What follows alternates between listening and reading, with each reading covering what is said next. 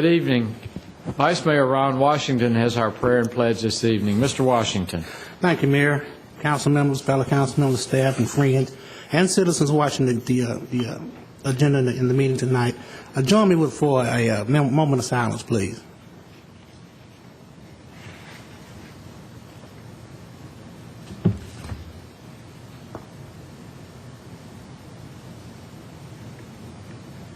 Amen.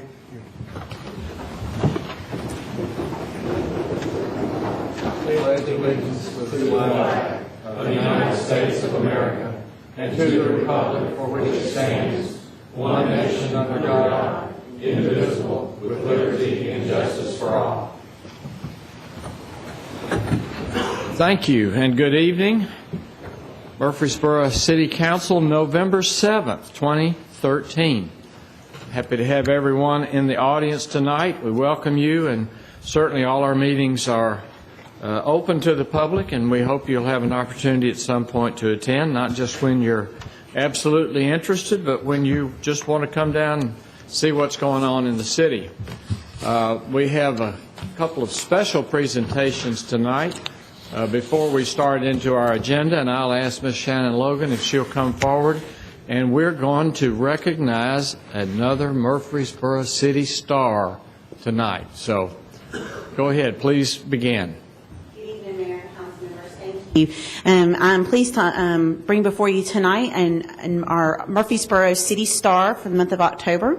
Our star this month comes from the Parks and Recreation Department and is Miss Ebony Phillips.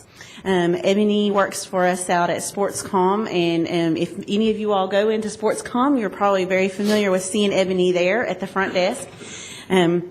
Ebony was nominated, and I actually received a call from the nominator herself about this, but she received 2 nominations for the same act. And back this summer, a young girl who was visiting Murfreesboro during ball season had lost her class ring out at Sportscom. And someone found it in the parking lot and brought it to Ebony. Ebony then found the ring, and the girl's name was on the inside of the ring, Googled the high school and found that it was in Alabama, called the high school, talked to the secretary and said, we have a class ring here. The secretary at the school tracked down Ebony and the mother of the girl who lost the ring called Ebony, and Ebony offered to pay with her own money to send it back to the girl's family. And the lady called and said she tried to get her to do it, I'll send you the money, pay for it. No, we don't do that. I would be glad to send the ring back to you. And, she went through the extra mile to find who had the ring. And the mother said that it was really not only important because it was her class ring, but it was because it was her daughter's Christmas present last year, and that was her only Christmas present, and what it had taken for that family to be able to buy that ring for her. So it meant a lot to the family. It meant a lot to the daughter, and it just goes to show that every day our employees continue to go the extra mile to do these kinds of wonderful acts. And so I'm just really proud tonight to present Ebony Phillips as our STARS Award winner for the month of October. Ebony, if you would please come to the podium. Ebony would bring her family up here too. Yes. And also, Mr. Lanny Goodwin, our Parks and Recreation Director, is in the audience tonight, and I think Lanny would probably like to say a couple words about Ebony as well.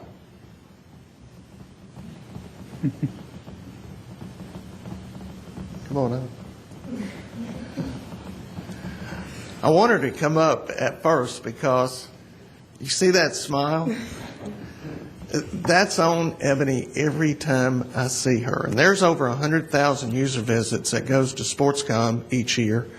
And I can almost say Ebony probably knows most of those folks by name, if not all of them. Yeah. Oh, yeah. And she's always smiling. She's always gracious. She's always going above and beyond the call of duty, just like that. And I'm very proud of you, Ebony, and I'm glad that you're our second star from Parks and Recreation. Congratulations. Oh, gosh, thank you so much.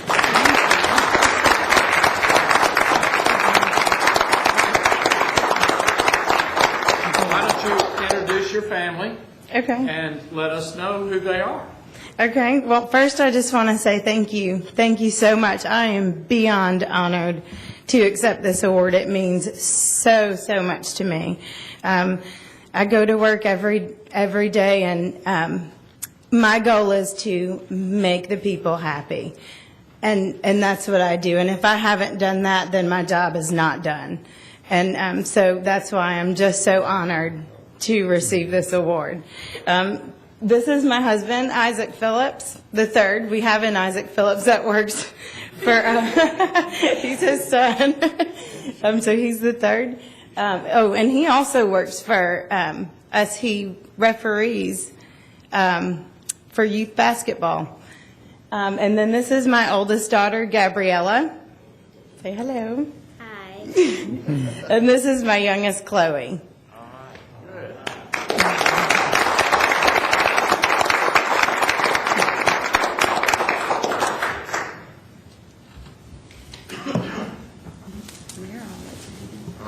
We are thrilled to be able to present this to you, and so proud of you because you epitomize what we all want to be when we serve our residents and our business owners and taxpayers and the people who come through the doors in Murfreesboro and through our Parks and Recreation Department. So thank you for doing this, and congratulations to you. And I believe, is there a little check or something involved? Next week she'll get her chicken. Next week, it's in the mail. So anyway, we're so proud of all of your family, and we certainly appreciate your hard work. Thank you, Lanny, and thank you for Thank you all so much. Thank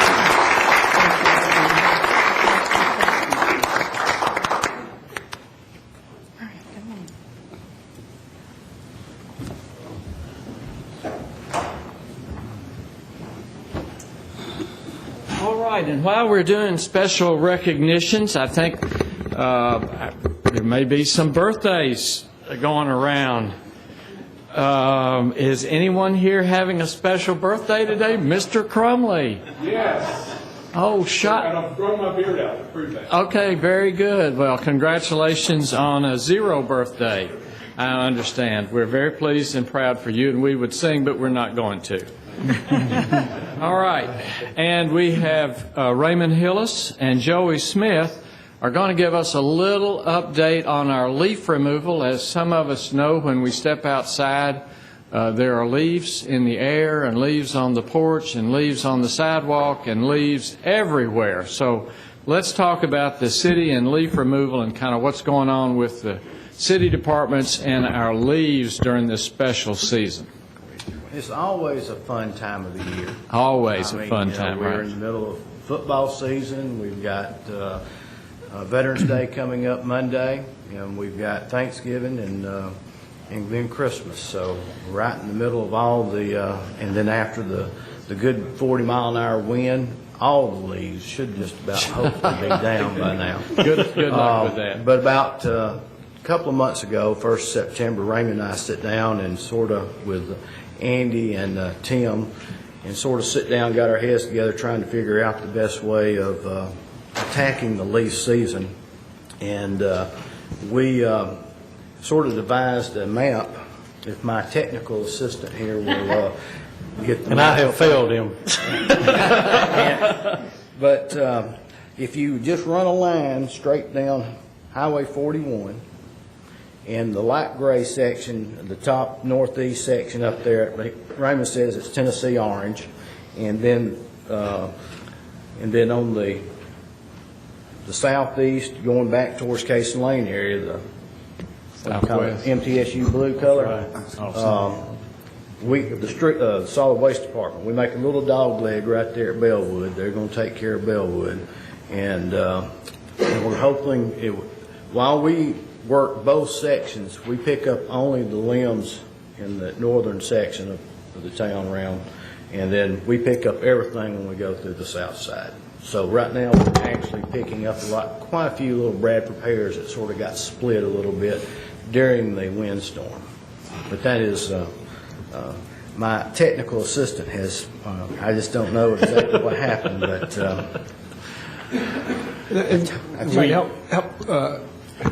What we realized, Mayor and City Council, is when we went back to look at leaf season, it's a very short time But in that time, there's a large volume of leaves that we have to deal with, but we only got about 3 months that we typically run a leaf season. When we went back last year and looked, we realized we picked up about 877 tons of leaves.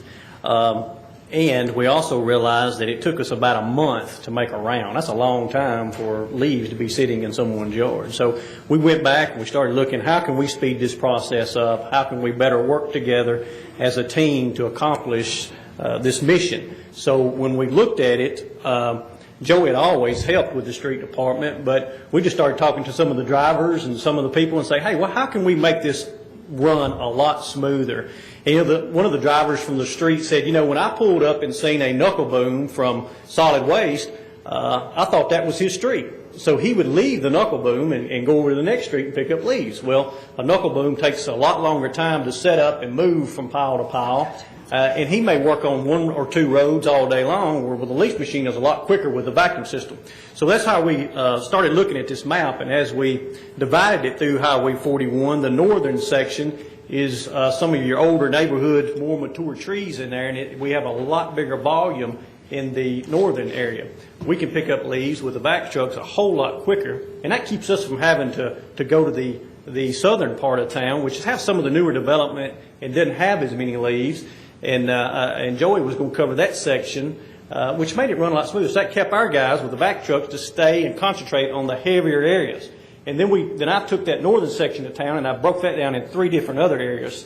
And so we're running all 4 trucks in area. And so far, we're seeing that, of course, when we first started at October 21st, it was very light, but we run all 3 of those maps in a week's time. And my goal is to cut that in half, so we're much more efficient. Hopefully, we can get to everybody's leaves at least every 2 weeks. That's what we're trying to get to. So, and it's working great so far. And just have to remember that when they see the leaf vac go by and get their leaves, and if they got a brush pile, the vac truck does not get the leaves. We do. So we're also picking up the limbs, and if they put them in the pile with the leaves and all that, we'll be picking up it all too. But also just remind people that if it's in the black plastic bags, that's not biodegradable and will not go to our mulch site. So we will be leaving the black plastic bags. It needs to be, if they're going to bag it, they need to be in a biodegradable paper bag, which you can purchase at just about any store in Murfreesboro. Okay. So and what will you do with the black bags?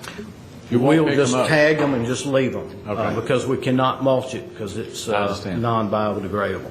All right. All right. Thank you for that update, and we look forward to your success in that area. Obviously, there's lots of leaves out there, and we'll see how it works out, and we appreciate your diligence in putting that together for us. Thank you. All right. Any other comments before I open our agenda? All right. If not, you have your consent agenda before you. Are there any questions regarding any of the items on the consent agenda? And if not, is there a motion to accept?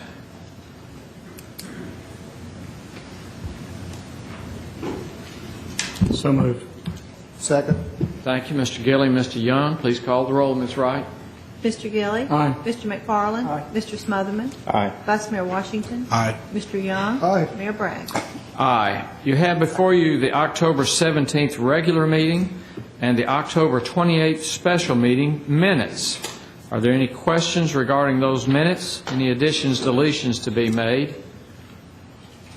If not, is there a motion that we accept them as they're presented? Move for approval. Second. Mr. McFarland, Mr. Young, thank you. Please call the roll. Mr. Gilly? Aye. Mr. McFarland? Aye. Mr. Smotherman? Aye. Vice Mayor Washington? Aye. Mr. Young? Aye. Mayor Bragg? Aye. At this time, we'll conduct a public hearing and consider for approval a certificate of compliance for Chirag Patel at Discount Liquor, 2395 New Salem Highway, Suite A. Is anyone here wishing to speak for or against this certificate? Please step to the microphone, give us your name and address. Is anyone here wishing to speak? If not, I'll close the public hearing at this time and accept a motion that we approve this certificate of compliance. So moved. Second. Thank you, Mr. Young. Mr. Washington, please call the roll. Mr. Gilly. Aye. Mr. McFarland. Mr. Smotherman. Aye. Vice Mayor Washington. Aye. Mr. Young. Aye. Mayor Bragg. Aye. This time pursuant to a resolution adopted by City Council on September the 12th, 2013, we'll conduct a public hearing to consider a proposed amendment to the planned residential development PRD district for 91.5 acres located along Veterans Parkway. Beazer Homes is the applicant. Notice of the said public hearing was published in the September 22nd, 2013 issue of a local newspaper. Welcome, Ms. Green. Thank you, sir. The first public hearing the Planning Commission has for you this evening is to consider amending a PRD, Planned Residential District Zone, for property located south of Veterans Parkway. This property is approximately 91.5 acres, and it was originally annexed and zoned in 2005 under the name of Brookside PRD. Later, that name was changed to Murphy Station. Not long after development began on the property and the construction of streets and utilities began, the development went under and was a victim of the recession. The property has sat in an unfinished state for quite some time. Tonight you have before you a request from some new owners of the property to amend the PRD program. The plan is very much similar to the previous plan, especially considering that much of the infrastructure is in place. However, they'd like to make some changes to that plan. Being a PRD, those changes have to be approved by you and by amending the program book. What you have in your package on your iPads and also before you was laid out a hard copy of the program book outlining those changes. The changes they wish to make to this PRD zoning will adjust the appearance of the homes, will adjust the square footage of the proposed homes, and the required setbacks. There's no change to the number of homes proposed in this development, and all the proposed homes are single-family detached houses. The plan also includes a master plan that shows the minimum size lots that will be located in this property. And you can see that they range from RS8 to RS15, so RS8, 10, 12, and 15. And those numbers, 8, 10, 12, and 15, refer to the minimum lot size in each part of that development. So if it's an RS8, it has a minimum lot size of 8,000 square feet. So the proposed plan is very similar to the existing PRD. However, to make their product work for this site, they're requesting some changes to PRD. We do have a representative of the applicant here this afternoon, Ms. Cherie Akers, and she'd like to introduce herself and this project and just go over a few highlights of the project. If you have any questions about this, myself or Mr. Adelot will be glad to answer them either before or after the public hearing. The Planning Commission had 6 members present the evening of this public hearing, and all 6 members do recommend approval of this PRD amendment unanimously.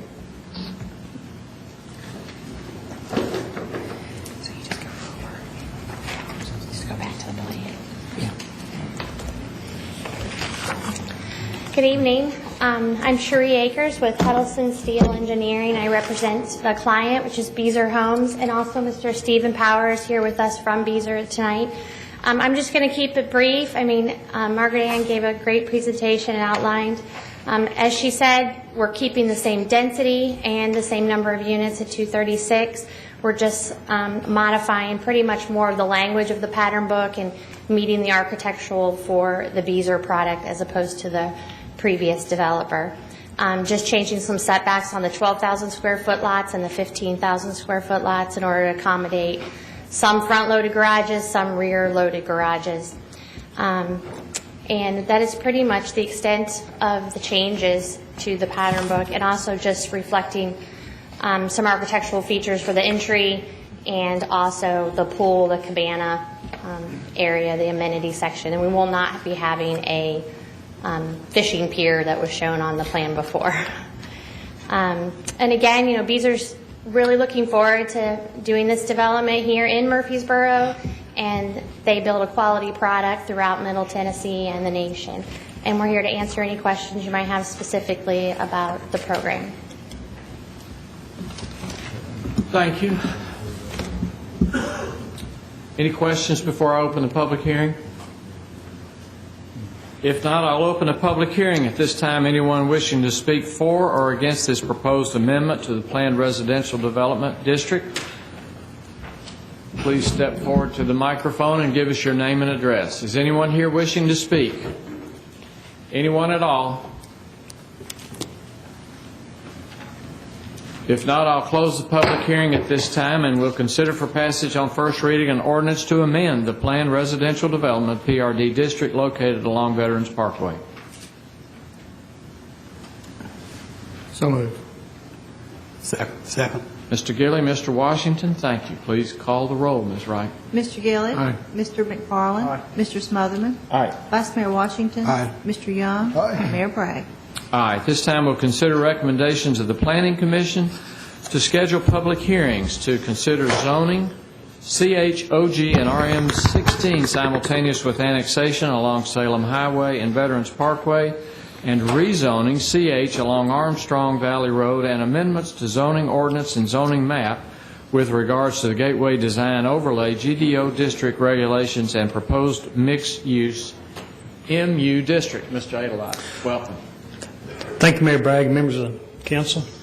During its regular meeting on October 2nd, the Planning Commission conducted public hearings on the matters that you described. After the public hearings, the Planning Commission deferred action.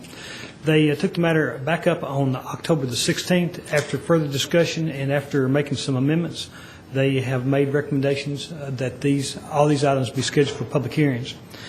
There's actually quite a number of them. The first one is an application for a property along Salem Highway to be zoned to commercial highway, office general, RM16. The second part deals with a project we've been working on for several months involving the Gateway Design Overlay District and the proposed mixed-use district and some changes to the zoning. And the first of those is a zoning ordinance amendment regarding various amendments to the zoning ordinance that creates the mixed-use district. The second is a rezoning for about 16.1 acres from CH to this proposed, and light industrial to this proposed mixed-use district. The third is a rezoning of about 27.7 acres from RS15, approximately 55 acres, to be rezoned from commercial highway, 102.5 acres, rezoned from office general, and approximately 23.16 acres from RM16 to this proposed MU district. The fourth item is a zone ordinance amendment regarding amendments to Section 24 of the Gateway of the zone ordinance, and this deals exclusively with the Gateway Design Overlay District regulations, and basically is, we're taking what we've learned over the last 10 years. We've upgraded the regulations to be sensitive to what we've learned, and to make them better, to make them more friendly. So we're looking at a comprehensive amendment to those. And then the fifth item is a rezoning of approximately 33.1 acres along Thompson Lane from GDO 3 district to the GDO 1 district. The sixth item is a rezoning approximately 123 acres from the GDO 2 district to GDO 1. The seventh item is rezoning approximately 26.25 acres along Wilkinson Pike from GDO 2 to GDO 1. And finally, rezoning approximately 23.5 acres along Medical Center Parkway from GDO 4 to GDO 1. And this is all, while they're independent of the GDO regulations being amended, they really are, we've worked them through together because it's been a very convenient time to engage the public. We've had neighborhood meetings, we've had public hearings. The Planning Commission has recommended these changes. These need to be scheduled for public hearings. I think, judging from the participation we had, although there are quite a number of them, I think we will find probably more support. Well, actually, we received pretty much only support at the Planning Commission level. All right. Ms. McGannon? Mayor, I would suggest December 5th. December 5th. Council members, does that meet with your approval? So is there a motion that we set a hearing for these items on December the 5th? So moved. Second. Thank you, Mr. Young. Mr. Gilly, please call the roll. Mr. Gilly. Aye. Mr. McFarland. Aye. Mr. Smotherman. Aye. Vice Mayor Washington. Aye. Mr. Young. Aye. Mayor Bragg. Aye. Thank you. Thank you, Mr. Adelite. At this time, we'll consider recommendations of the city engineer with regards to change order number 1 to contract for construction of roads and utilities associated with the new elementary school, Overall Creek, in West Murfreesboro. Mr. Griffith, welcome. Thank you, Mayor Bragg and members of the City Council. I do Is this have... a change order? This is a change order. It is, sir. Okay, Mixed thank to you. my... We've just gone so long without any. It's just been a wonderful vacation of sorts. We had a great streak going. We did. But we do have a change order for your consideration. During your meeting on July 25th, the council approved the construction of the roads and utilities serving the new elementary school near Veterans Parkway. The project includes the construction of about 2,700 feet of mostly new 3-lane roadway and utilities. The road construction begins near the intersection of Moreland Lane and Veterans and extends to and along the frontage of the new elementary school. A developer has agreed to construct the remaining road, which will extend from the school site back to Veterans Parkway. I've included a map in your package for your review. The construction does include utilities, including water, sanitary sewer, and underground conduit for electric, phone, cable television, and internet. Summit Constructors of Nashville was awarded the contract, and they are currently on schedule to be completed by July of 2014 in time for the school opening in August.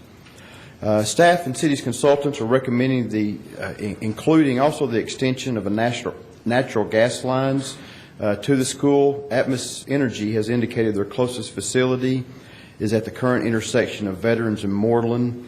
Summit will construct a trench from the current location at Veterans and Moreland to the school site, which we estimate to be 2,850 feet in length. The construction also includes the backfilling of the trench after Atmos has installed their proposed line. I've included a copy of the change order for your review. The 2010-2014 capital improvement plan included funding from the project to be from the TML loan for the school construction. The total contract price will be increased from $48,450 to $2,119,397.03. Atmos Energy estimates also the additional $10,000 will cost to install the actual gas line. With that, Mayor, I'd be happy to answer any questions that you have. I failed to mention that the change order also adds 10 calendar days to the substantial completion time, but no additional days to the final completion date. Any questions for Mr. Griffith regarding this change order or the extension?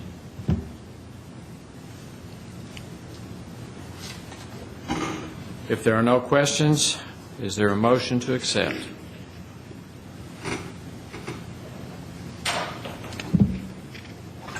Move for approval. Second. Thank you, Mr. McFarland. Mr. Washington, please call the roll. Mr. Gilly. Aye. Mr. McFarland. Aye. Mr. Smotherman. Aye. Vice Mayor Washington. Aye. Mr. Young. Aye. Mayor Bragg. Aye. Thank you, sir. Thank you, Mr. Griffith. This time we'll consider recommendations of the assistant to the city manager with regards to focus on customer team initiatives and approved customer service principles and customer service survey. Mayor, we've got one of our team members to come present this for you, Vicki Ordonez, our city court clerk. Great. Vicki? Good evening, Mayor and Council.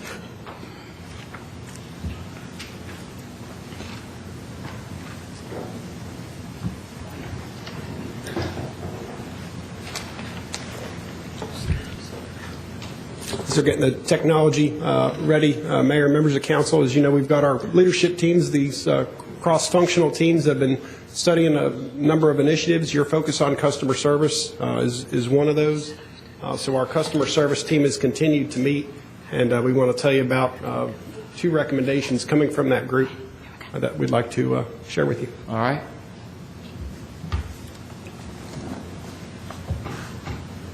As Mr. Lyons said, I'm Vicki Ordonez. I'm the Chief Court Clerk for the Judicial Department and a member of the Focus on the Customer team, which also includes Raymond Hillis, Street Superintendent, John Callow, Community Development Director, Robert Holtz, Deputy Director of Building and Codes, and Shannon Logan, Assistant to the City Manager. I'm here tonight to ask for your approval on one of the 2 items that our team has worked diligently on for the past several months. the first of which is customer service principles. Shannon will present the second in just a moment. First and foremost, our team felt that we needed to produce a set of principles which articulates the City of Murfreesboro's commitment to customer service excellence. This is the final product that we have produced. We believe our customers should be treated with courtesy and respect, receive service from knowledgeable, competent, and cooperative staff who will look for creative and consistent solutions, receive prompt and accurate information and feedback, and be provided processes that are openly and clearly articulated. In addition, as we completed this list of principles for our customers, we also began to discuss our service providers, the city employees. We feel that they too deserve to be treated in a certain manner just as our customers do. Therefore, we produced another set of principles relating to them. We believe our employees should be treated with courtesy and respect, receive support from their supervisors and work team, be empowered to make decisions and be creative and consistent in the solution processes, receive and give appropriate acknowledgement for our efforts, and receive the appropriate tools and training needed for job performance. We presented a draft of these to you in the spring. Tonight, we're asking that you formally adopt them so they can become part of the service excellence materials.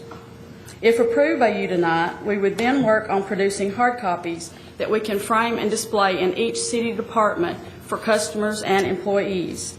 Moving forward, we would like to see these principles more fully involved throughout the city.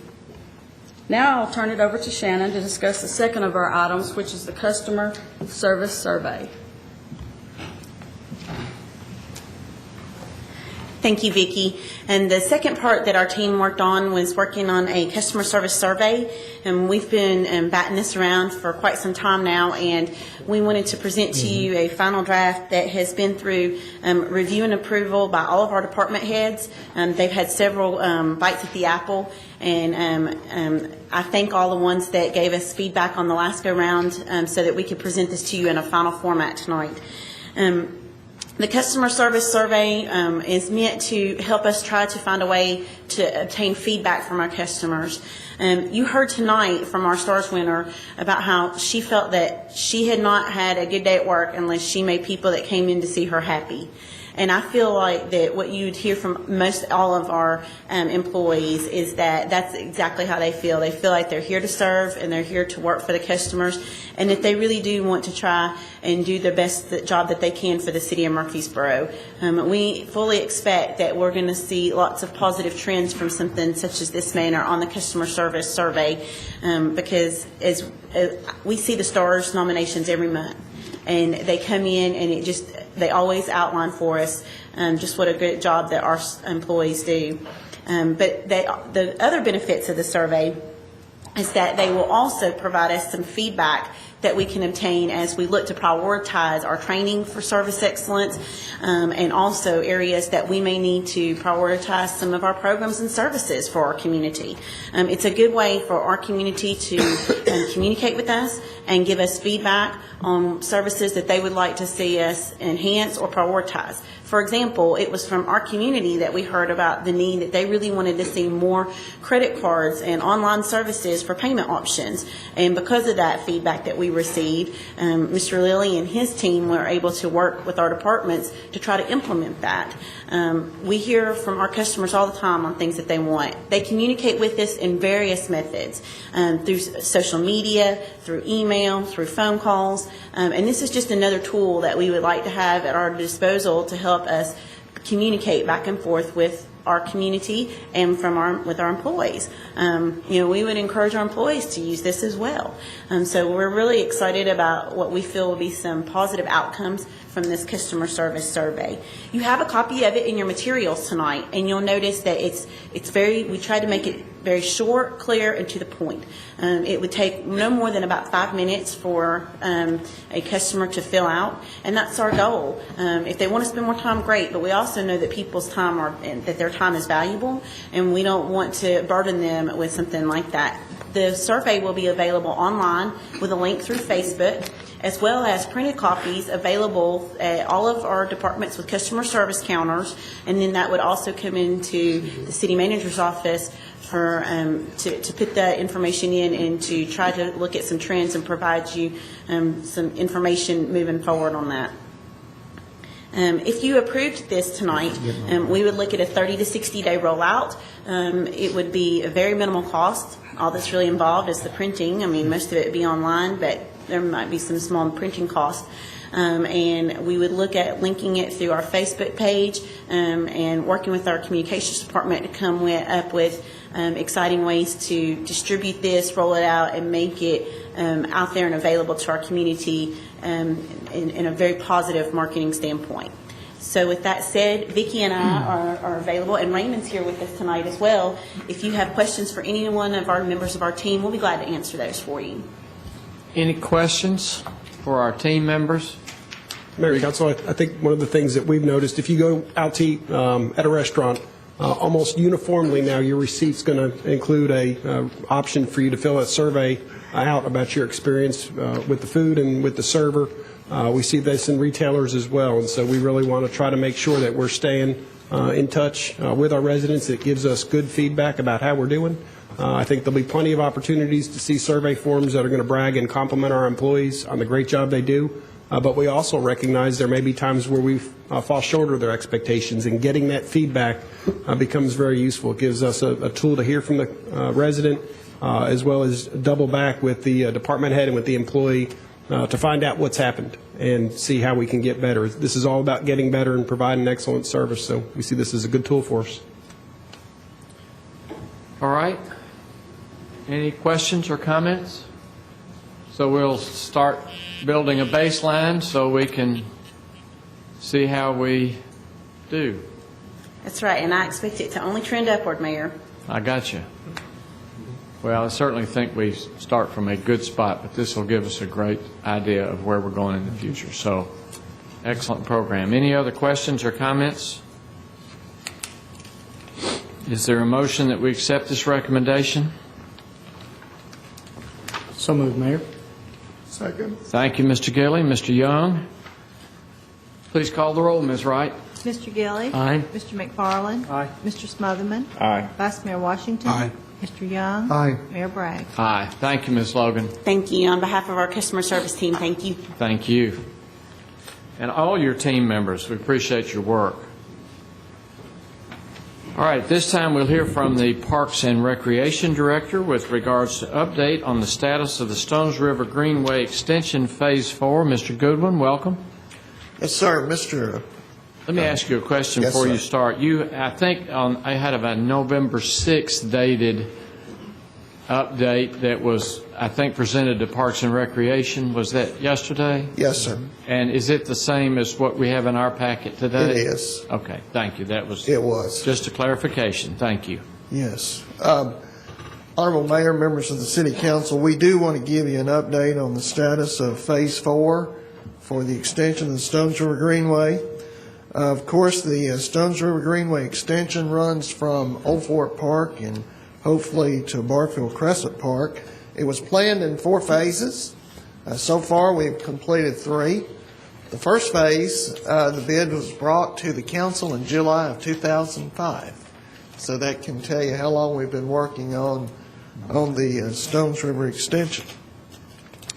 When we got into the extension of Phase 4, the council had asked us or instructed us to go back and look at a possibility of rerouting Phase 4 to see if we could avoid the acquisition of Mr. McCurry's property. And Mr. McCurry is here tonight, and I'm glad you joined us, Mr. McCurry, just so we could recognize him. And also, we've been working for several months with our landscape architect, Lowson Associates, and Mr. Davison is here. And I have in your packet a description of each one of the routes that we've looked at.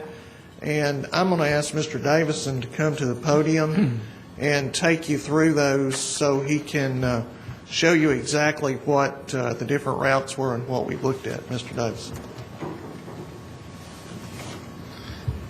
At yesterday's Parks Board meeting, we had a board, so I think that this projector will work a little bit better. It's this route is about 2 3/4 miles long, so it kind of stretches out when you try to put it on a board. But basically, what we're looking at is taking Phase 4 starts at the end of Phase 3, which is at the northern end of Barfield Road.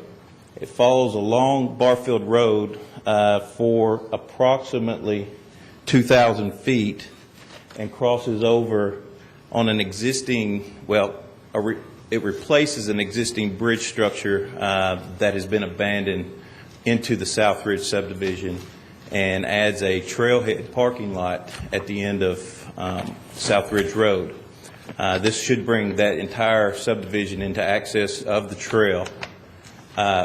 At that point, it follows along behind the subdivision on the west side of the river down to the point that we're talking about the reroute, which is about a 2,000-foot section of trail where we had originally planned to cross over on another existing bridge that has been used for a driveway and replace that bridge, use a shared bridge for Greenway and driveway access, then follow along the east side.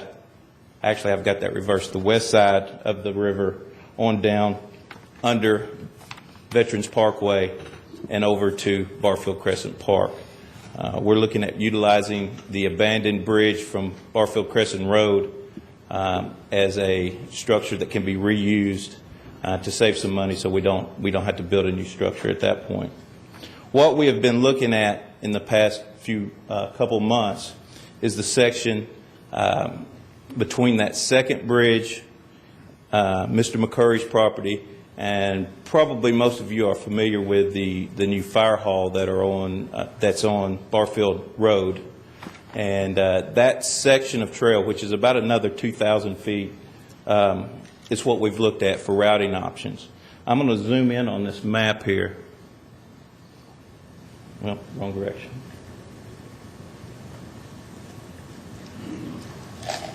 And the section we're talking about is this section that you see right here with the multiple colors. Mm-hmm.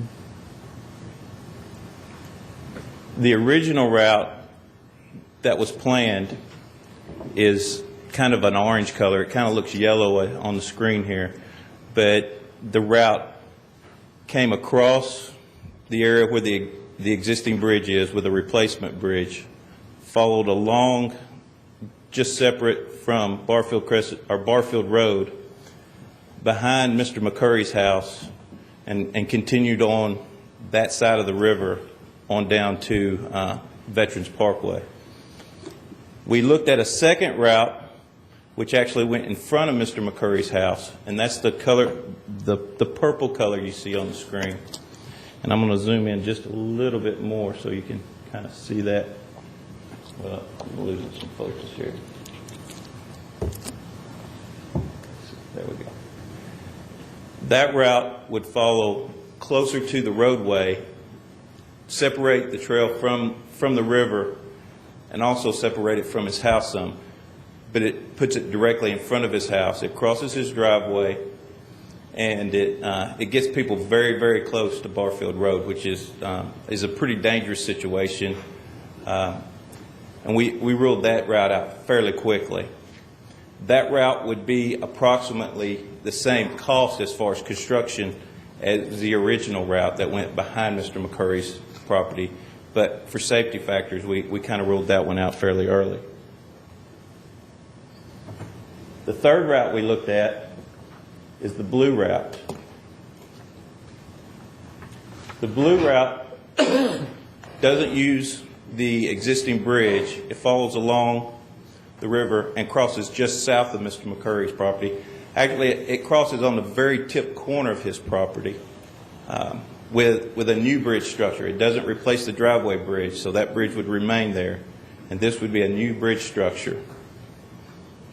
And what I've got is a map that we can take a look at of Mr. McCurry's property. What you see in red was the original acquisition, which is the entirety of Mr. McCurry's property. If the final option route that we're looking at tonight were to be followed, Mr. McCurry's property would have an easement on the very southern corner of his property, which is, majority of it is within the river.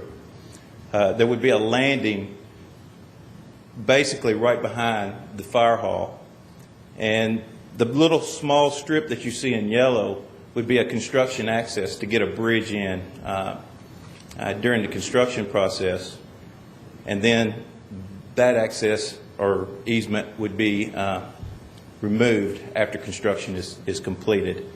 The yellow area that you see in there is basically a vacant area. We've tried to keep it between some trees and not disturb the property any more than necessary.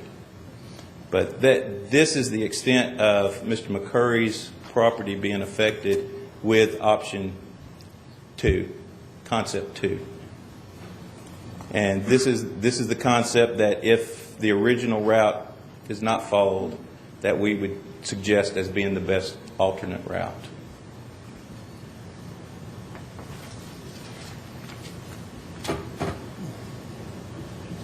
What easement would you use to get to the bridge for repairs in the future?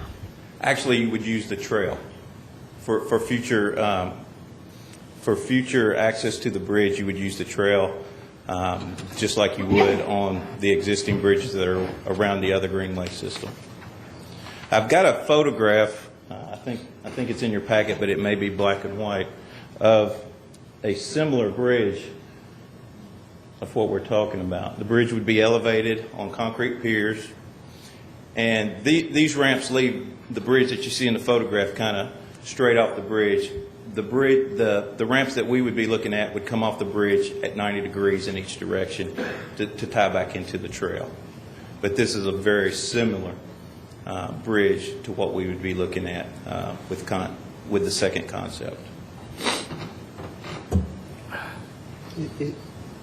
Is that the bridge that's on the new section in between? No, sir. This is a smaller bridge than that one.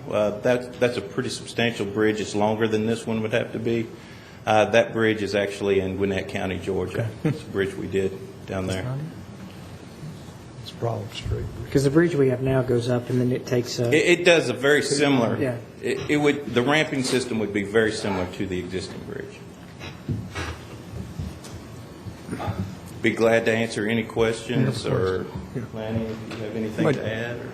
We might just point out a couple things. In your agenda materials, you'll see we did do a cost comparison between the original routing and then the revised routing that would avoid the complete take of Mr. McCurry's property.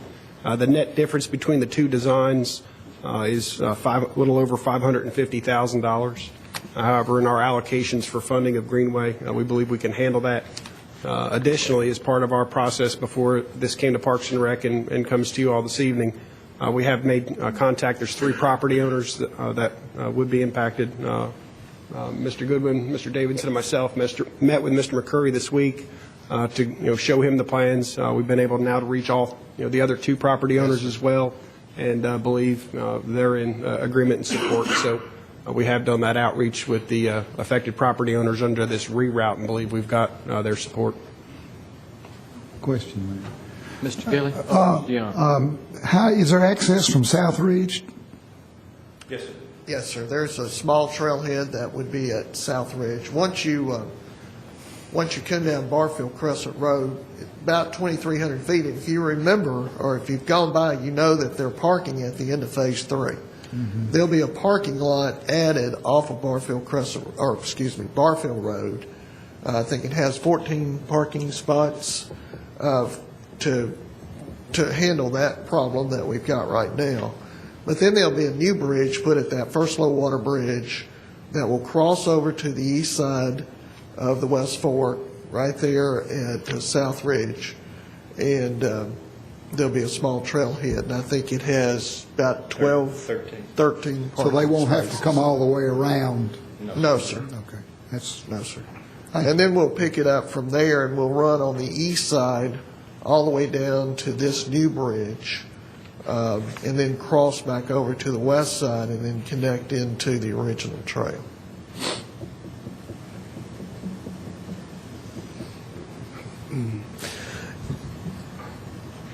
In the packet, Mr. Richardson, who handles the financial end of the federal monies that come through the state for these types of improvements, has put a financial analysis together, and you can look at it. It's included in your packet. It's really the one right before the bridge that shows the amount of money that we have both in our federal and local match, and this is an 80-20.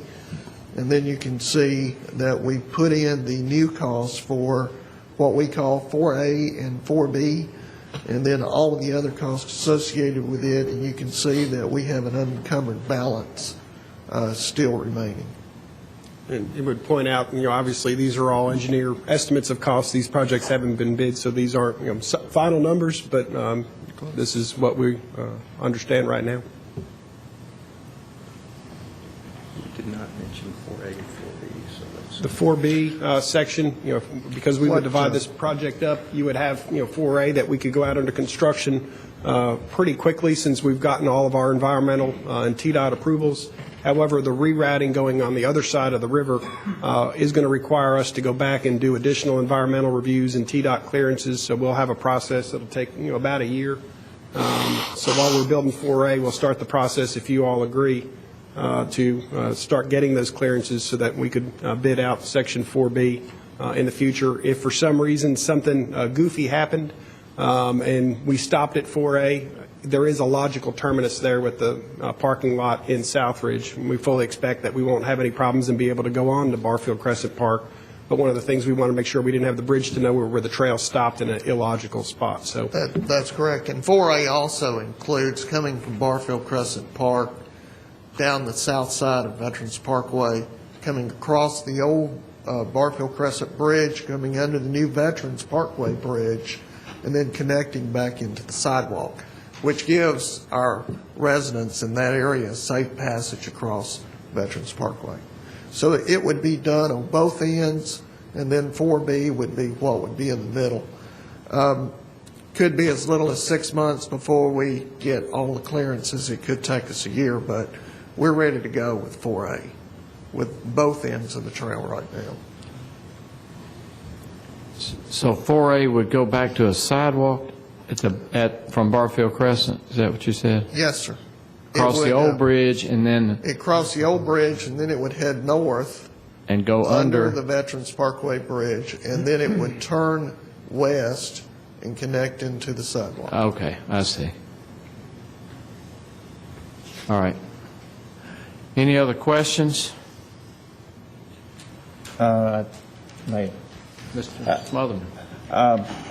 I just want to compliment the effort that went into this because I know how much concern Mr. McCurry had for his home initially. And I know it took a great deal of work to come up with a plan that would work. And I know we've got problems still out there on Barfield Road with people parking along the sides of the road and stuff to use the trailhead where it is. So, I mean, I think the sooner we finish this phase, the better we'll be. The idea of running it along that, what I consider a substandard county road, certainly, I don't see that how it was ever an option to begin with. But I do think you came to a very good conclusion. I'm glad that the property owners across the river whose homes are 250 to 300 yards back away from the trail, I don't think there'll be that much impact on their homes other than potentially it being more of an amenity than a deterrent for them. The fire station that's located there, I would see them potentially using it as an access point to get back and forth across the river because in the event of a flood situation and situations that have occurred along that river, certainly it could turn out to be a life-saving bridge at some point. So I thank you for all the work that you've done. I know it's going to cost us some money with the bridge and whatnot that's going to be in place, but we've built other bridges on the Greenway system, and there's nothing unique about us building a bridge across the river within the Greenway. So I thank you again for all the effort that you've put into it. I know it wasn't easy, and the time that you've taken to push this project forward. Mayor. Yes, Mr. Young. Ready for motion? Yes, is there a motion required? Yes. Excuse me. The one quick question I had, and Mr. Goodwin, originally the Brown route that showed where it was being so close to Barfield Crescent, what would have happened if Barfield Crescent would have ever been widened? There would have been a conflict. There would have been a big conflict. And that was one of the reasons when we moved it out near the road, there was a couple of things. Number one, if you travel that road like I have and like many of the residents out there, they can tell you there seems to be an accident almost every other day out there, especially when it rains. Sure. So we knew that the safety of our trail users was at risk. Yeah. Secondly, we didn't know what the extent of improvements the road would be in the future, and we could be right back to the drawing board again, asking you to move the trail. So we wanted to take a route that we knew that would work and would be there pretty much permanently in the future. Yeah, and I think looking at this, although I think it's been a tough task moving forward on this, I think everything happens for a reason, and looking at this, I think this has given us the ability to not only take care of Mr. McCurry, but also, I think, get the trail where it really looks like that it should be. And I think the one thing to point out, and had this conversation with Mr. Lyons, I don't think it necessarily, although it is costing us more money on the front end right now, if we had looked at this decision many, many years ago, this is probably the decision that would have been made. Is that accurate? I think that's fair to say. I think it's very accurate. Yeah. So. And Mr. Young had asked the question about a motion, and clearly we aren't asking you all to award a contract to build the Greenway tonight, but what we are looking for is that direction to build Greenway section, proceed with the design and bidding of Greenway section 4A, the 4B route that's been described to you this evening. That direction then gives Mr. Ives what he needs relative to the court actions that had been teed up under the original routing. So that would be the direction we would be taking from City Council, is to proceed with this next section of Greenway to 4A and 4B along the route described this evening. Mr. Ives will then go undo what he needs to in court and proceed where he needs to in court with that direction that we would receive from you. Correct. And then there would be other approvals that we would need to seek from the state level for that, and a flood study, things like that. Plus, the additional land that's going to be required from the two other property owners. We've got to do some additional surveys. We've got appraisals. We've got some engagement with those property owners as well. So there is some other business that we have to take care of in 4B. All right, council members, are you ready for a motion regarding this, these recommendations for 4A and 4B? I would move that we proceed with the plan as presented with 4A and 4B. Second. Thank you, Mr. Smotherman. Mr. McFarland, please call the roll. Ms. Wright. Mr. Gilly. Aye. Mr. McFarland. Aye. Mr. Smotherman. Aye. Vice Mayor Washington. Aye. Mr. Young. Aye. Mayor Bragg. Aye. Thank you. Thank you, Mayor. Thank you. This time we'll consider recommendations of the birthday boy, Assistant City Manager. First contract extension with ATS Incorporated for automatic traffic enforcement, and contracts with Griggs and Maloney for the City Hall Tax Department renovations and the City Public Works former solid waste building located at 629 West Main Street. Mr. Crumley, welcome. Thank you, Mayor and Council.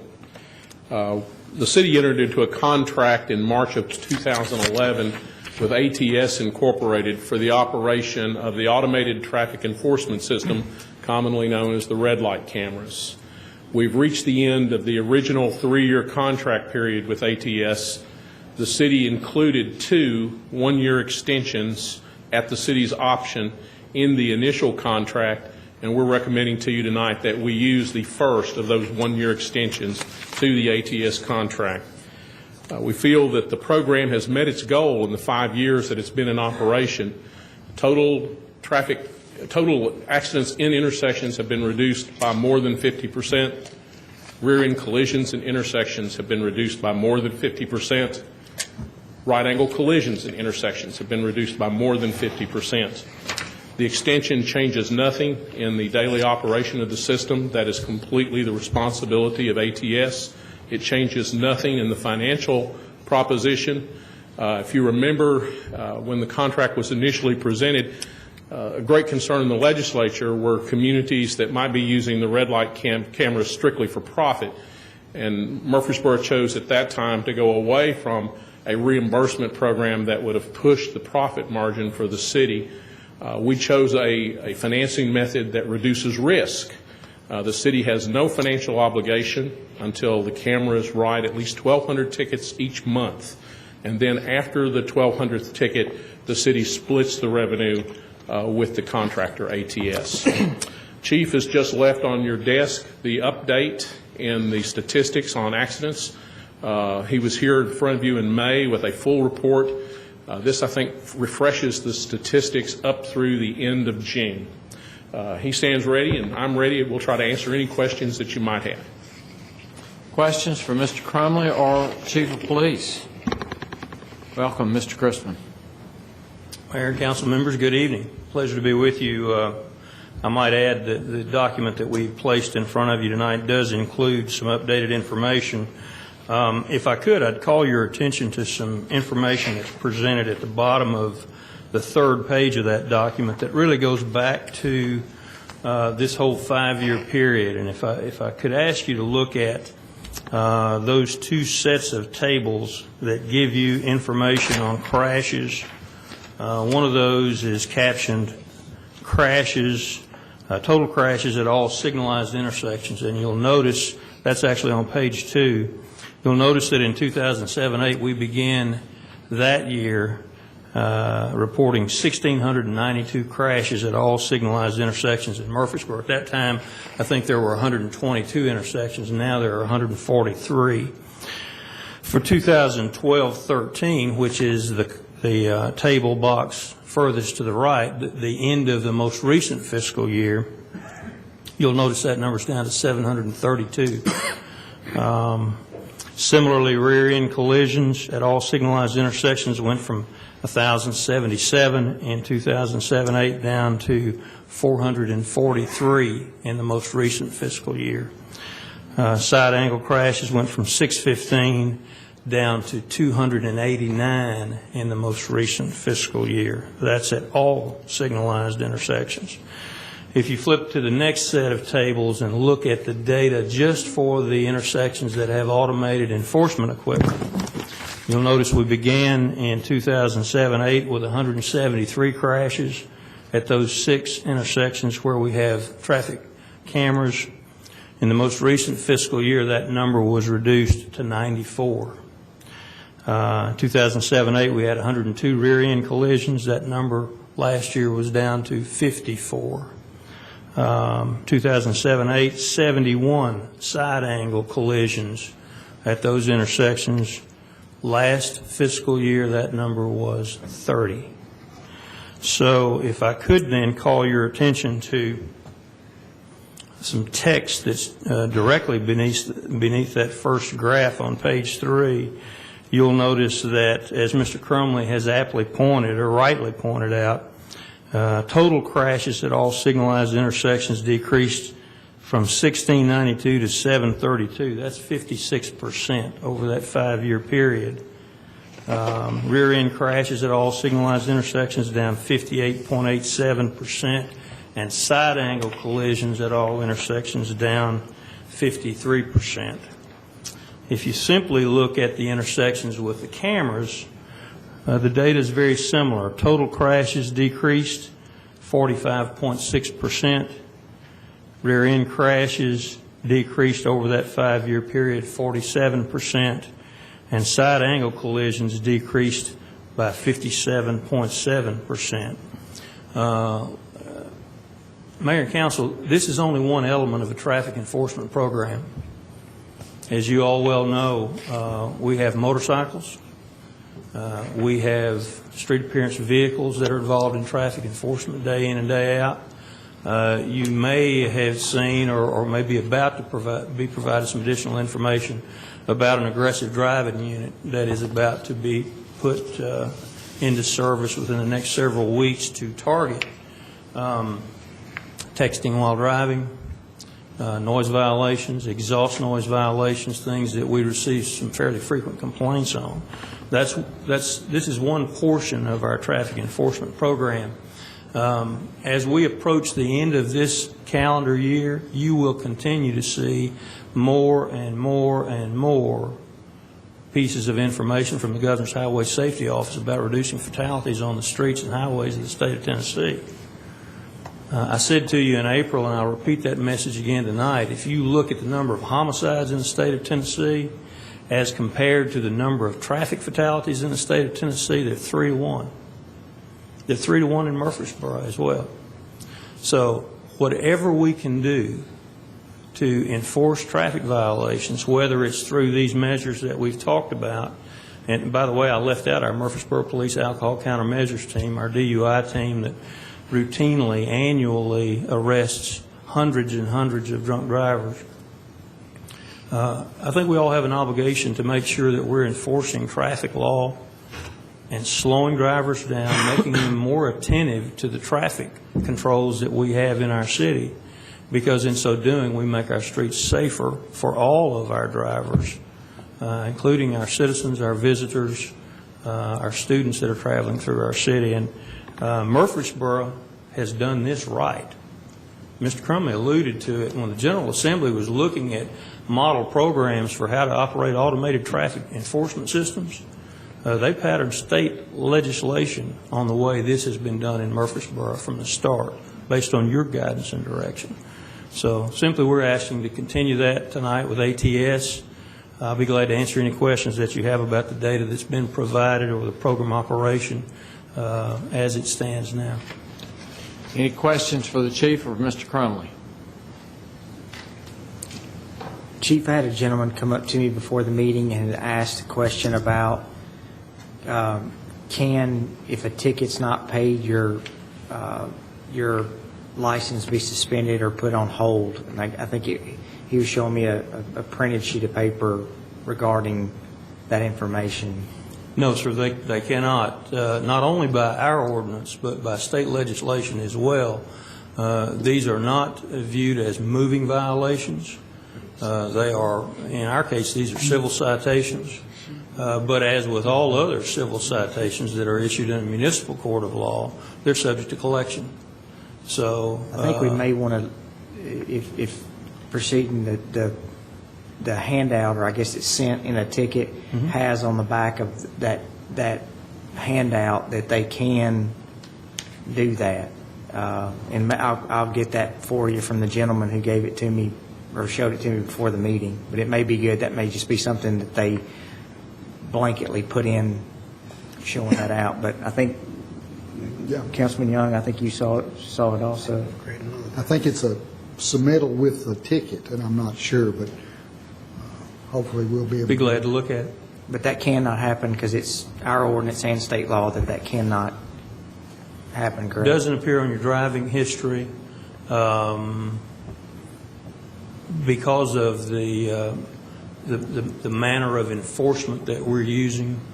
Now, if a police officer stops you, observes the violation and stops you and writes you a moving violation citation, which, as we've discussed many, many times before here, is tremendously inefficient, tremendously more dangerous for red light enforcement situations, then that's a moving violation. It goes to the state, it shows up on your driving history, and potentially has insurance implications to it because of the fact that it's prosecuted as a moving violation. these are not handled in that same way. You had.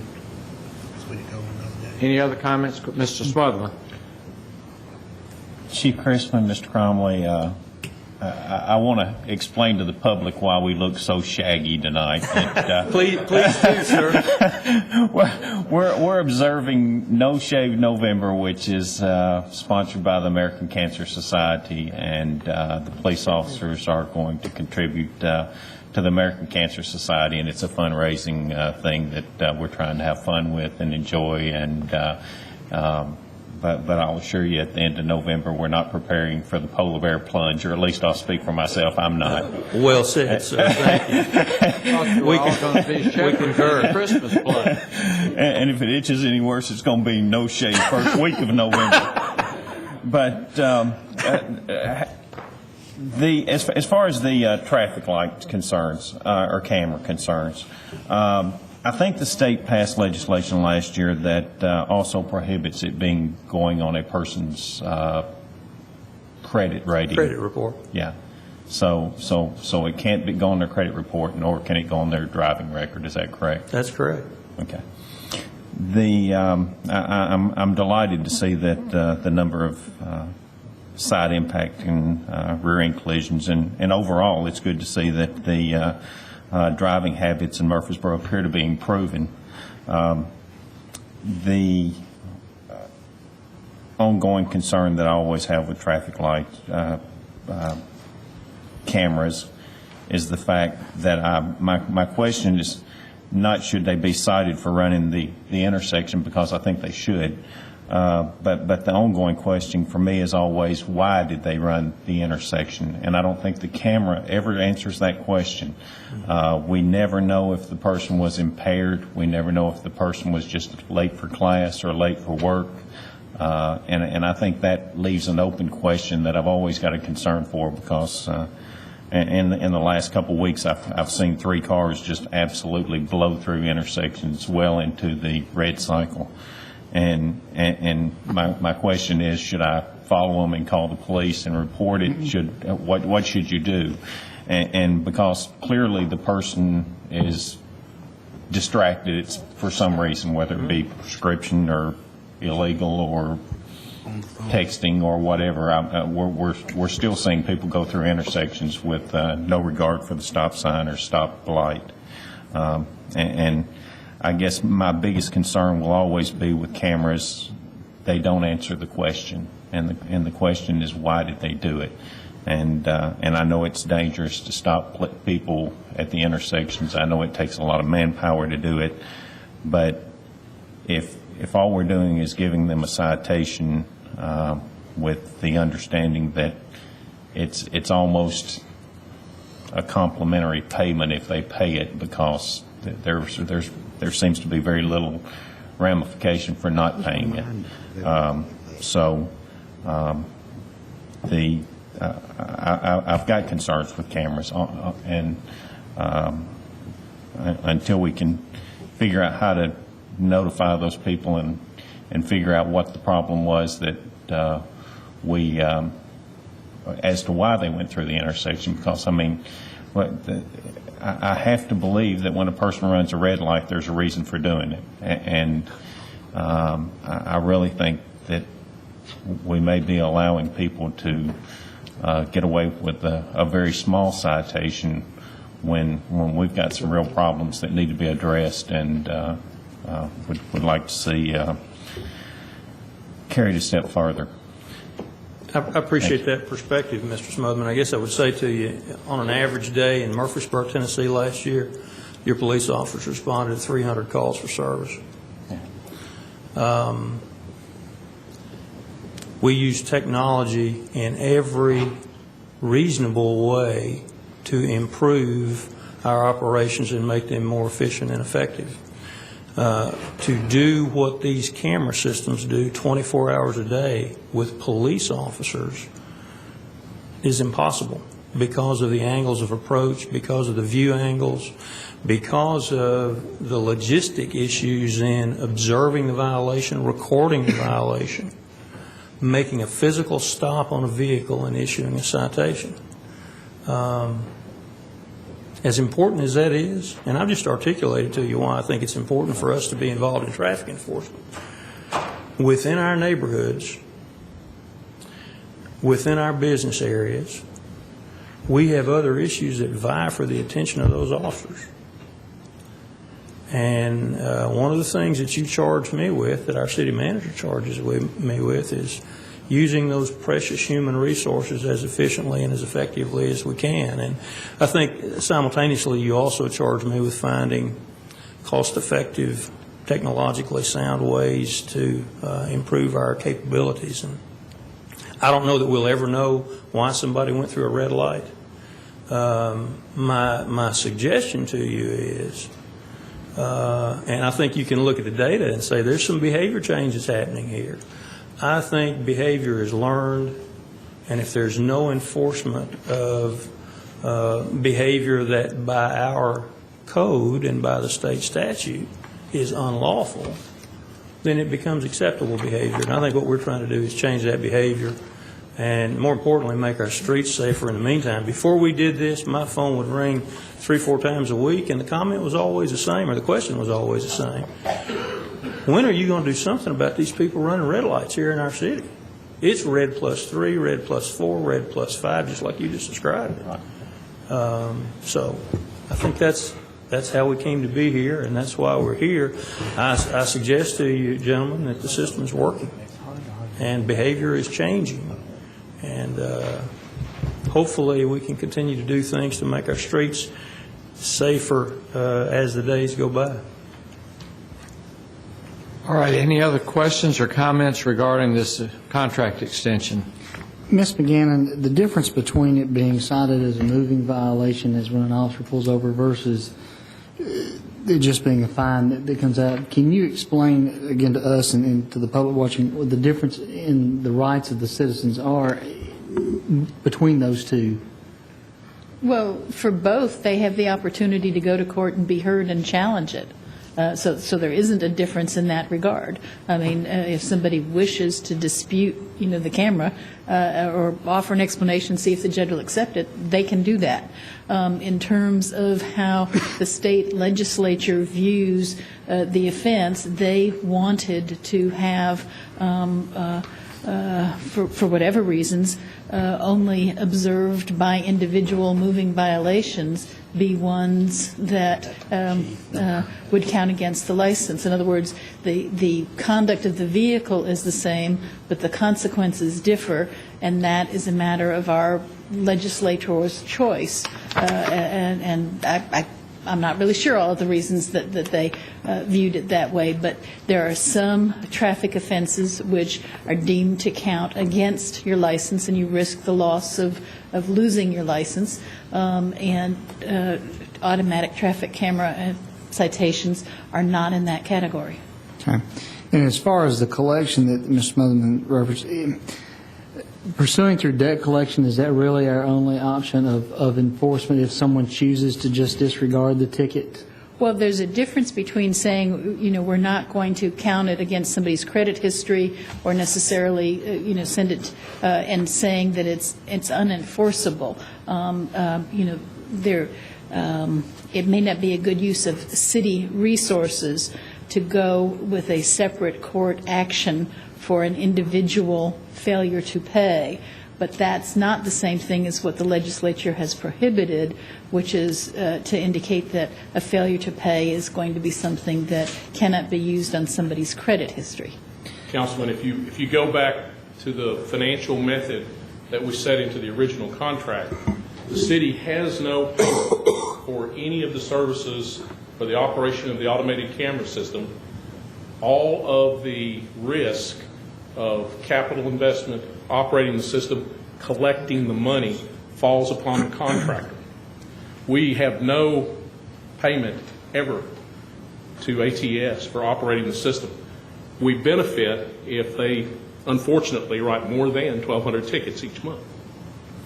Also, Mr. Gilley, it's important to point out, 5 years later, I think everybody knows this, but a police officer is reviewing every one of these. And not only does that police officer, but also the person who received the citation, have the benefit of a still photograph, a video clip, to review as they determine whether they want to pay that citation or contest it in court. And certainly then those tools are available for the judge to review as he considers the disposition of those cases. So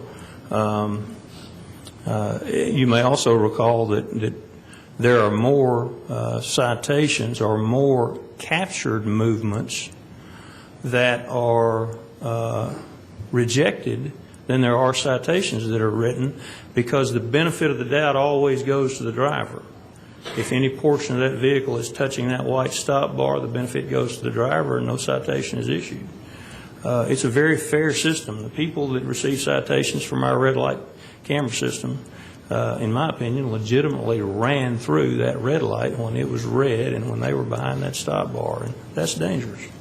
Chief, other communities in the state that have gone this route with cameras, what's their history been? Are they keeping the cameras? Are they going away from the cameras? Where you've seen municipalities, particularly, Mr. Gilley, that have gone away from the systems is because, in my experience at least, is because they established the systems based on either the system's ability to generate revenue or to be able to generate significant revenue to underwrite the cost of the system and perhaps some other related costs.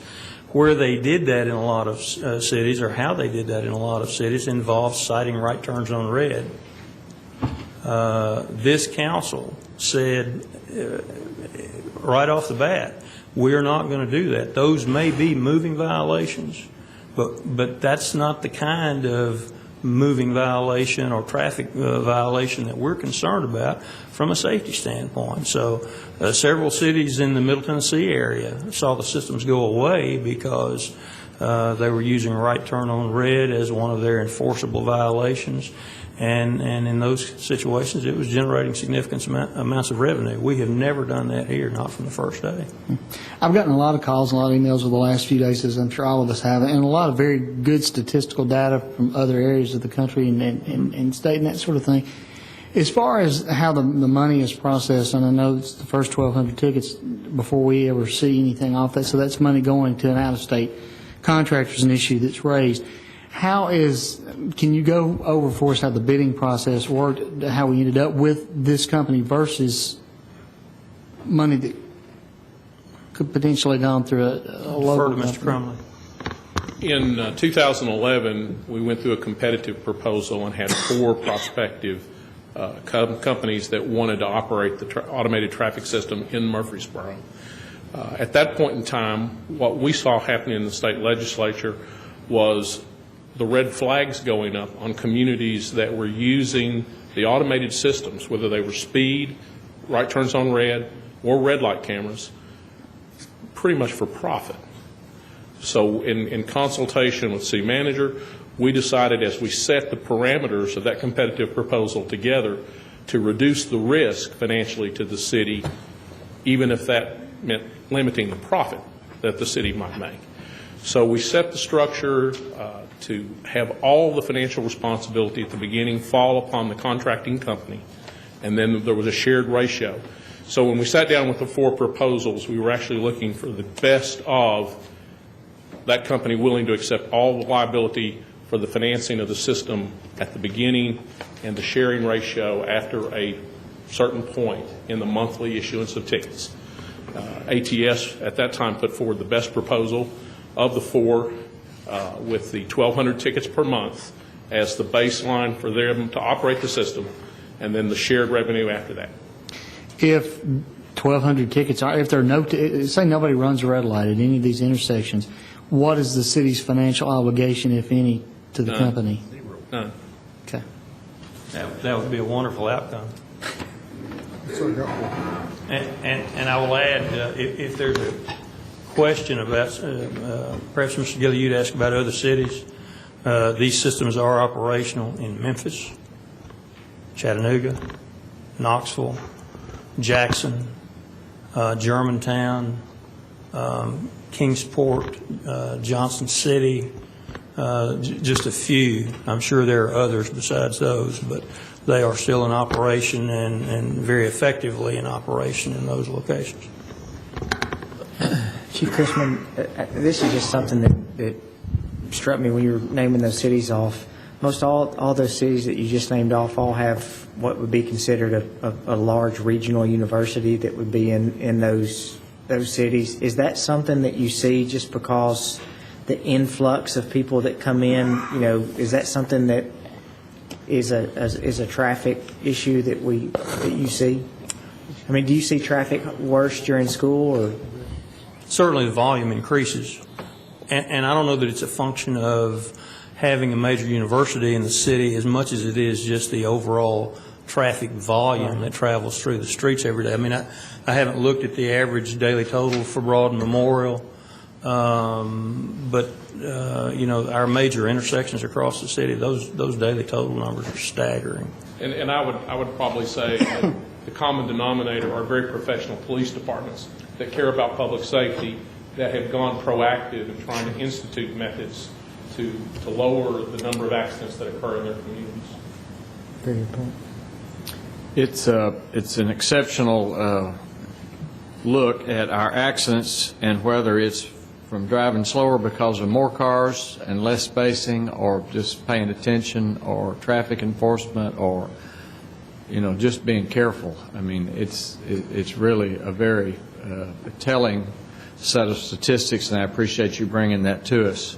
Council members, you may have some other questions or comments regarding this, or you may have some other information you want. I suggest we have pretty well covered a lot of this, and I'd like to see if there is a motion toward this contract extension.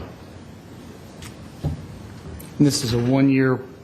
The first one was a three-year. Three and a fraction. And this is a 1 year. The contract actually implemented in March, but it ran until the end of November. Could I ask another question? Mr. Smotherman? Do you have any idea, because, I mean, following up on what Toby said about when the universities, do we have any idea how many are out of county? Do we know what percentage of them are local citizens and which of them are tourists or people visiting our city? Of the red light citations? Right. I don't know if they can sort it that way or not. We can certainly ask. I mean, we've not asked them to do numbers, that. so I mean, I'm assuming that, but it would be interesting to know, because obviously the people who live here in town kind of know where the cameras are, and I was curious as to whether or not these numbers are being dramatically affected by the people who visit Murfreesboro as opposed to the people who are true residents of Murfreesboro. And one other real quick question. I know that you're a big proponent of the cameras at the intersections. Why have we never pursued the speed cameras?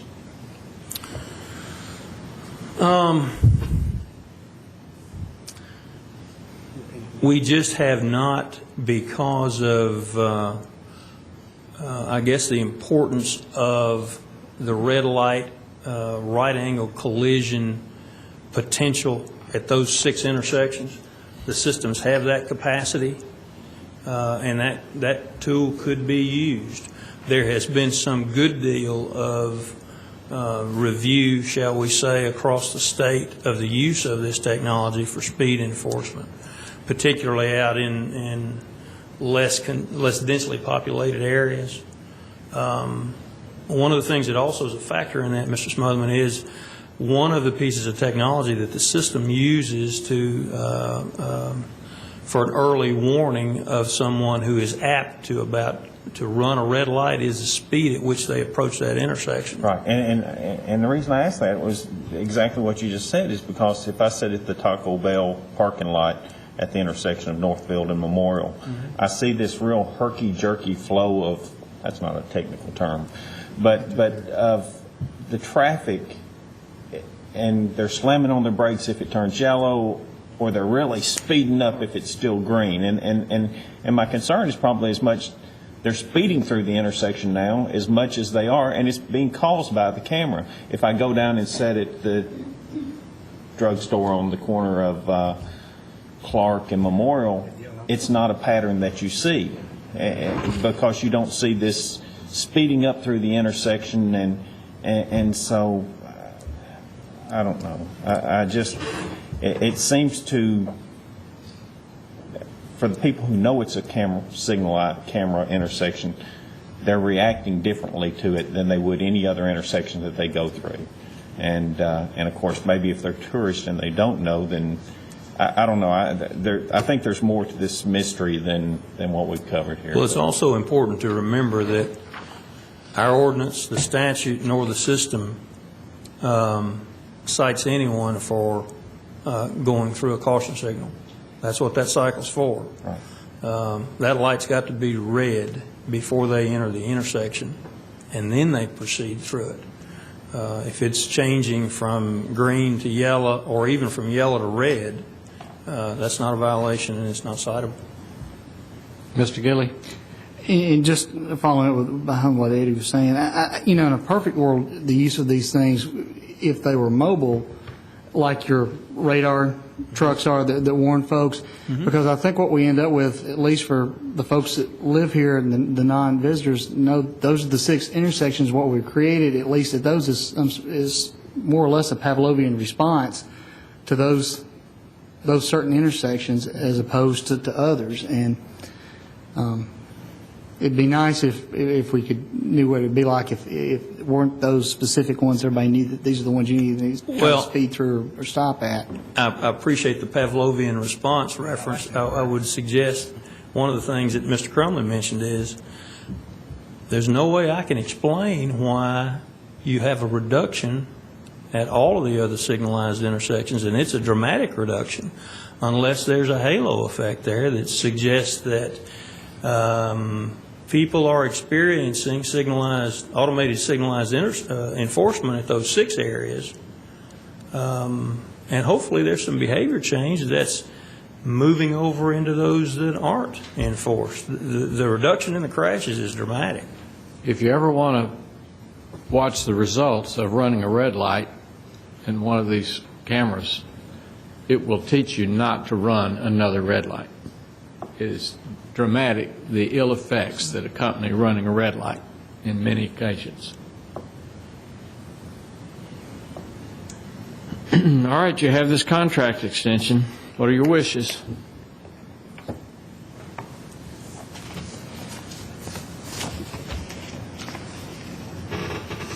Move for approval. Second. Thank you, Mr. Young. Mr. Washington? I'll do it. Please call the roll, Ms. Wright. Mr. Gilly, Aye. Mr. McFarland. Aye. Mr. Smotherman. No. Vice Mayor Washington. Aye. Mr. Young. Aye. Mayor Bragg. Aye. Thank you very much. Please proceed. Thank you. Mayor, while I'm waiting for the iPad to catch up, the next 2 items are also mine. We have 2 contracts with Griggs & Maloney before you tonight for assistance in designing, building, and renovating portions of City Hall and the old solid waste building on Main Street.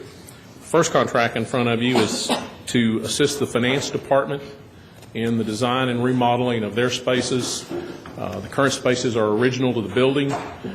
We believe we can gain a significant amount of space for the future, in addition to some efficiencies through a renovation of Ms. Wright and her team's offices. Griggs & Maloney has proposed a fee of $23,150 for their services in assisting with that renovation. After tax season, I think we're anxious to get underway with that. We'd recommend your approval. Questions regarding this recommendation? All right, is there a motion to accept this Griggs & Maloney contract to do engineering services? So moved. Second. Thank you, Mr. Smotherman. Mr. Washington, please call the roll. Mr. Gilly. Aye. Mr. McFarland. Aye. Mr. Smotherman. Aye. Vice Mayor Washington. Aye. Mr. Young. Aye. Mayor Bragg. Aye. Similarly, Griggs & Maloney has proposed a fee of $24,800 to assist in the design and renovation of the old solid waste building on Main Street. That building has been out of service for a number of years, used only for storage. With Raymond Hill is coming down to the street division. Raymond has looked at that building and believes that it can be put back into service rather efficiently. We have areas that are needing some additional square feet. We believe putting that building back into service is a very efficient way to pick up some additional square feet. Raymond can answer technical questions about what would be done to the old solid waste building, but principally a new roof, new heating, new air conditioning. $24,800 was the proposed price from Griggs & Maloney. Any questions regarding this recommendation? How many square feet is that building? 17,000.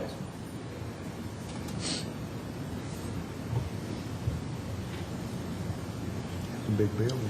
Move for approval. Thank you, Mr. McFarland. Mr. Gilly, thank you. Please call the roll. Mr. Gilly. Aye. Mr. McFarland. Aye. Mr. Smotherman. Aye. Vice Mayor Washington. Aye. Mr. Young. Aye. Mayor Bragg. Aye, thank you. And you would also do I'm on a roll. the resolutions? Yes, I'm on a roll. We're going All right, at this I may have time- to call on Miss McGannon or Miss Wright, but I'm on a roll, so we'll keep going. At this time, we'll consider for adoption a resolution expressing official intent to reimburse expenditures incurred for Voice over Internet Protocol, VoIP, capable telephone systems, police vehicles and related equipment, recreation facility equipment, renovation and remodeling of City Hall, including but not limited to elevators, security, and office space, and renovations, re-roofing, and remodeling of the recreation and other city facilities to be reimbursed from proceeds of notes, bonds, or other indebtedness to be issued or incurred by the City of Murfreesboro. Mr. Crumley.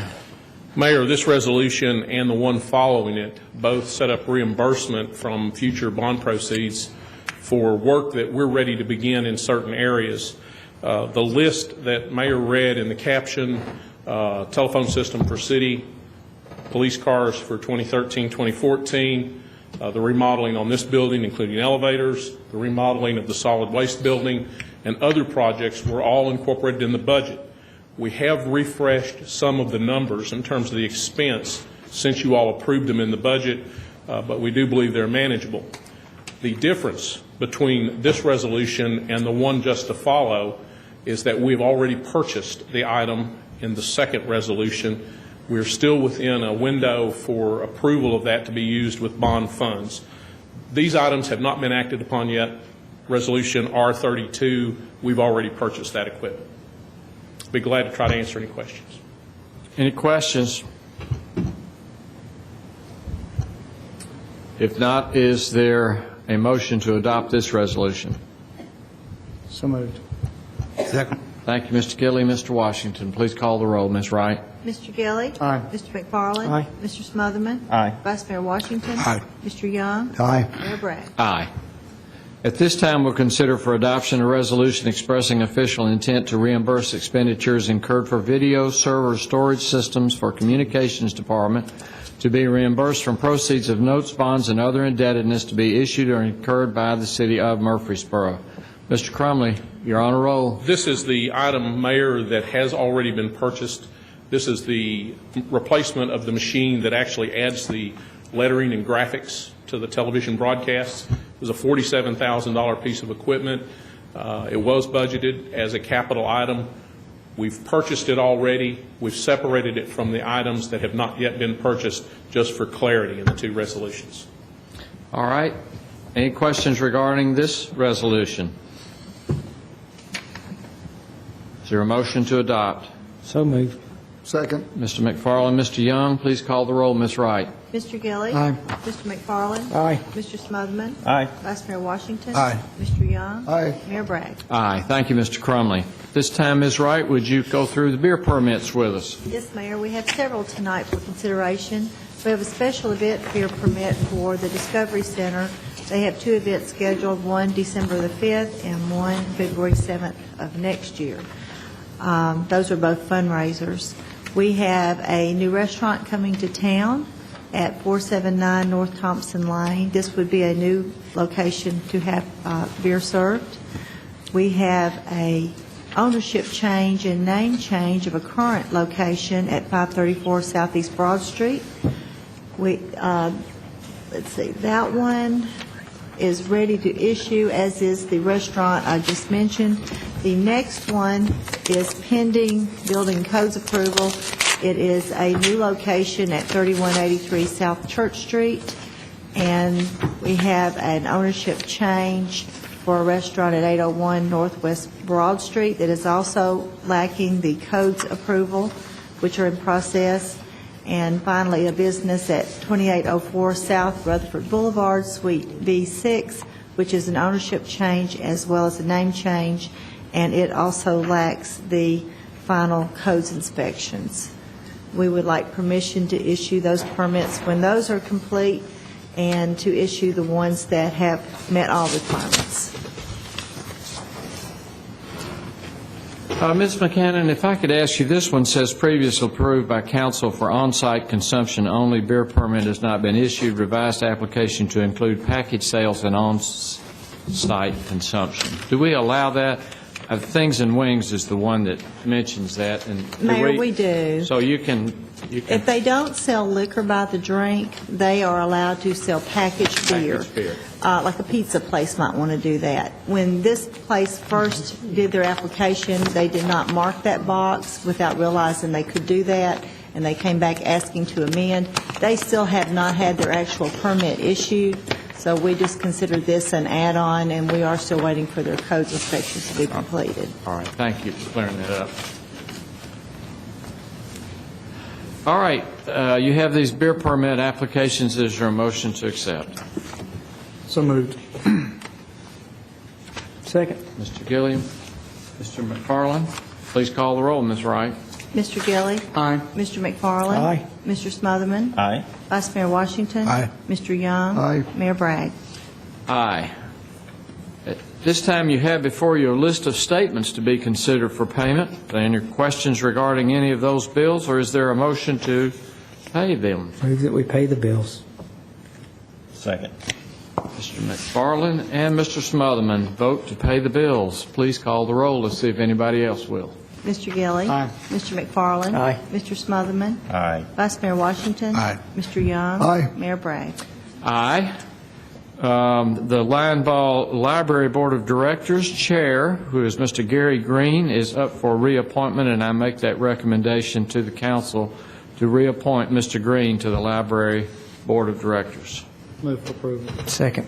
Thank you, Mr. Gilly. Mr. McFarland, please call the roll. Mr. Gilly? Aye. Mr. McFarland? Aye. Mr. Smotherman? Aye. Vice Mayor Washington? Aye. Mr. Young? Aye. Mayor Bragg? Aye. As final business, the spelling bee will be November the 12th, which is Tuesday night, I believe, at World Outreach Church. Having participated in that, I know it's a fun evening, and so those new participants can find out whether they can spell mascara better than I can. So I hope you may want to go to the World Outreach Church on Tuesday night for the spelling bee this year. It's a great fundraiser for Read to Succeed. So And I Mayor, make that notion to you. somehow I got roped in. My brother is chair of that event, and so Sean and I are spelling against each other. That's exactly right. We're going to find out, aren't we? Yeah, he's definitely the smarter one. That's what he said, too. It's humility, H-U-M. Any other business from the staff or city council to come before the council at this time? If not, you are adjourned. Thank you.